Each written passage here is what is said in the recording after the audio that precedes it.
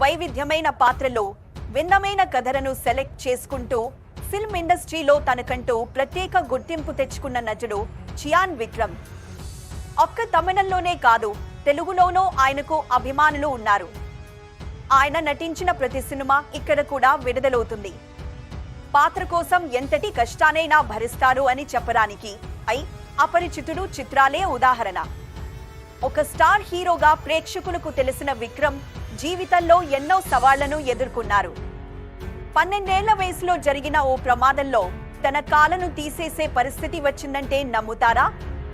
చిన్నప్పటి నుంచే విక్రమ్కు నటనపై ఆసక్తి ఉంది. చదువుకునే రోజుల్లోనే నాటకాలపై దృష్టి పెట్టారు. చిన్నప్పుడు తన స్కూల్లో జరిగిన ప్రదర్శనలో ఒక బానిస అమ్మాయిలా నటించడంతో అందరూ విక్రమ్ను మెచ్చుకున్నారు.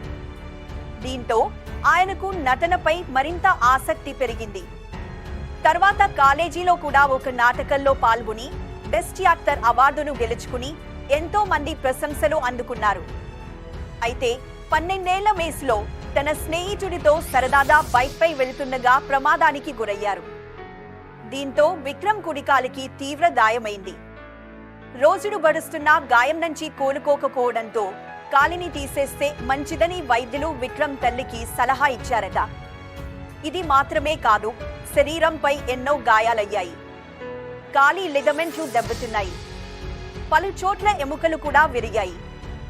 అయితే విక్రమ్ మాత్రం తన ఆత్మవిశ్వాసాన్ని కోల్పోలేదు. క్రమంగా గాయం నుంచి కోలుకుని బయటపడ్డారు. ఈ క్రమంలో ఆయనకు దాదాపు 23 సర్జరీలు జరిగాయి.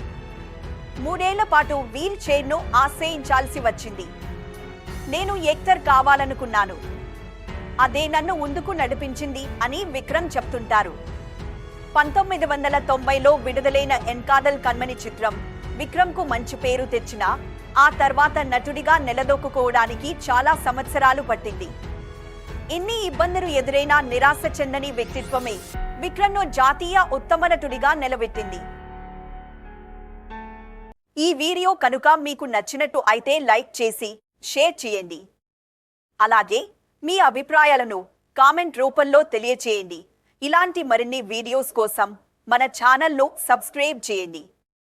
Thanks for watching.